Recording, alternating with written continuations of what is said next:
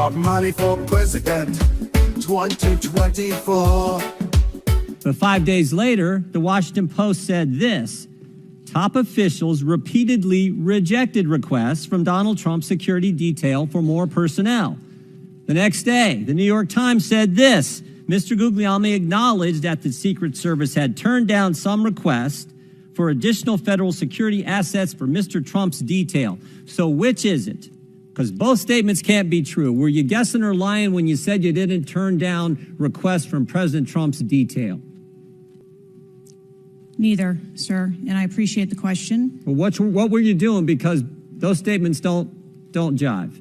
So what I can tell you is that for the event in Butler, there were no requests that were denied. As far as requests... Well, maybe they got tired of asking.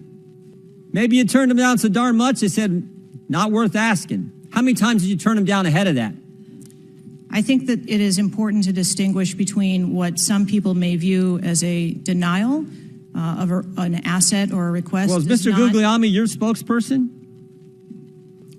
He said he acknowledged the Secret Service had turned down some requests. I'm asking how many?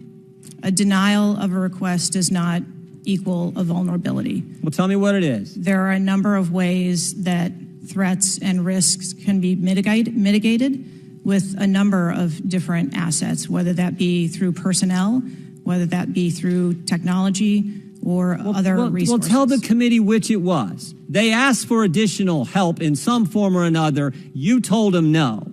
How many times did you tell them no, and what did you tell them no to? Again, I cannot speak to specific incidents, but I can tell you in general terms, the Secret Service is judicious with their resources based on... What does some requests mean? How many times? Would you agree that this is the most serious security lapse since President Reagan was shot in 1981 of the Secret Service? Yes, sir, I would.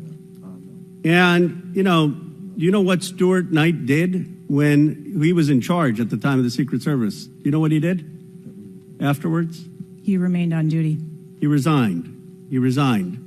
If an American citizen were just to stop you and say, Director Cheadle, we support your work to the tune of billions of dollars and thousands of employees, what went wrong?